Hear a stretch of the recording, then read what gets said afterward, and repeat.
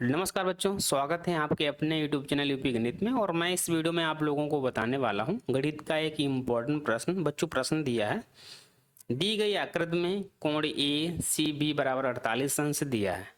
ठीक है, यहाँ पर ये सी जो दिया है 48 अंश, लेकिन मुझे सी को इस तरीके से पढ़ लेना है ये बीच में हो जाए। देखिए, ये हमारा सी दिया है, ये वाला सी है, तो इसको हम चाहें तो लिख सकते हैं सी को, ये कोण जो सी दिया है इसको हम दो तरीके से लिख सकते हैं।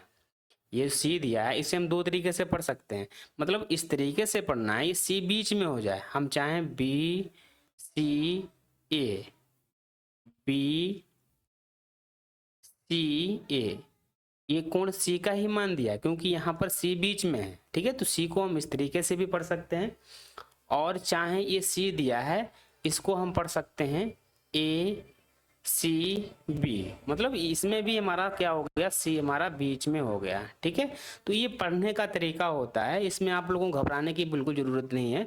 मान लीजिए यहाँ पर सी का मान दिया है, सी का आप चाहे इधर से पढ़ो बी सी ए, जिसका मान जो बीच में होता है उसी का मान निकालना। अब चाहे इसको हम ए सी बी, एक ही बात होता है। ठीक है, इसी तरीके से ये तो मेरे 48 अंश दिया है। अब हमें निकालना कौन सा मान बच्चों है, मुझे निकालना है कोण ए डी वी का मान निकालना है।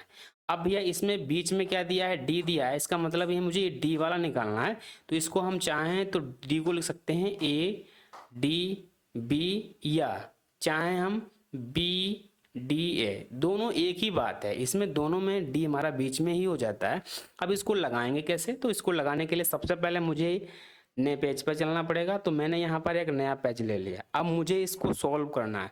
आपको पता होना चाहिए ये क्या दिया बच्चों, ये हमारा गोला दिया है, और गोले को गणित में किस नाम से पुकारते हैं, वृत्त कहते हैं। ये आपको याद रखना है, जो बिल्कुल गोल गोल होता है इसको हम गणित में वृत्त कहते हैं। इस वृत्त के अंतर्गत एक चतुर्भुज बना है, अंतर्गत का मतलब अंदर बना, अगर अंतर्गत की बात आती है तो वो अंदर की बात हो रही है। तो इस गोले के अंदर एक चतुर्भुज बना है, और कौन सा चतुर्भुज है बच्चों, तो आपको देखना है ये चार भुजाओं वाला। एक भुजा हमारी हो गई सी बी, ठीक है, दूसरी भुजा हो जाएगी बी डी, तीसरी भुजा हो जाएगी ए डी, चौथी भुजा हो जाएगी ए सी। मतलब मेरे पास एक चतुर्भुज दिया, एक चतुर्भुज किया मतलब चार भुजाओं वाला एक चतुर्भुज दिया, जिसको हम लिख सकते हैं ए डी बी और सी में। देखना बच्चों, ध्यान से बिल्कुल समझना, ये हमारा क्या है, एक चतुर्भुज दिया है, चक्रीय चतुर्भुज दिया है जिसमें चार भुजाएं हैं। अब चक्रीय चतुर्भुज में क्या होता है, सम्मुख कोणों का योगफल 180 अंश होता है। मतलब अगर हम कोण ए और प्लस कोण बी को जोड़ दें तो इन दोनों कोणों का योगफल 180 अंश होगा। इसी तरीके से कोण सी प्लस कोण डी का योगफल 180 अंश होता है, लेकिन मुझे निकालना कोण डी का मान। तो हम क्या करेंगे, सी और डी को आपस में जोड़ देंगे और 180 अंश के बराबर कर देंगे। तो हम क्या करेंगे, लिखेंगे कोण सी प्लस कोण डी बराबर 180 अंश। एक बच्चों प्रमेय होता है कि चक्रीय चतुर्भुज के सम्मुख कोणों का योगफल 180 अंश होता है। मैंने बोला सी को हम किस तरीके से लिखते हैं, सी का मतलब 48, इसको हम इस तरीके से बीच में हो जाए तो हम सी को लिख सकते हैं कोण ए सी बी, प्लस डी को क्या लिख सकते हैं ए डी बी, तो हम डी के जगह पर लिख सकते हैं ए डी बी बराबर में 180 अंश लिखा है, हम सेम ऐसे ही लिख देंगे। ठीक है, अब मुझे इसमें मान भर देना है क्योंकि सी का मान इसमें दिया है, तो ए सी बी के जगह पर 48 अंश रख देना है। कितना कर देना बच्चों, यहाँ पर मुझे 48 अंश रख देंगे, जबकि मुझे डी का मान निकालना है। तो डी को हम पढ़ते हैं ए डी बी, इस तरीके से हम डी को पढ़ते हैं, बराबर में 180 अंश से आराम से मुझे लिख देना है।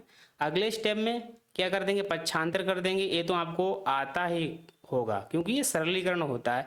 अगर आपको कैलकुलेशन नहीं आता है, सरल करना नहीं सवाल को आता है, तो आप सवाल को बिल्कुल नहीं लगा पाएंगे। अब ये 48 जैसे ही इधर हम पक्षांतर कर देंगे तो ये हमारा माइनस में हो जाएगा।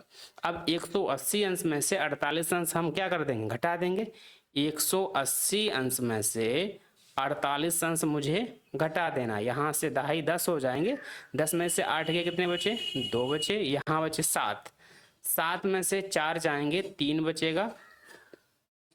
ये हमारा हो जाएगा बच्चों कितना, 132 अंश। ए डी बी बराबर 132 अंश आ गया। यही मुझे बच्चों निकालना होता। तो इस तरीके से हम इस प्रश्न को आसानी से सॉल्व कर सकते हैं। ये चक्रीय चतुर्भुज के सम्मुख कोणों का योगफल 180 अंश होता है। इस प्रमेय की सहायता से मैंने कोण डी का मान आसानी से निकाल दिया। उम्मीद करता हूँ ये वीडियो आपको पसंद ही आया होगा। अगर वीडियो पसंद आए तो वीडियो को लाइक करना, शेयर करना। दोस्तों अगर आप मेरे चैनल पर नए हैं तो यार चैनल को सब्सक्राइब जरूर करना। ठीक है, धन्यवाद।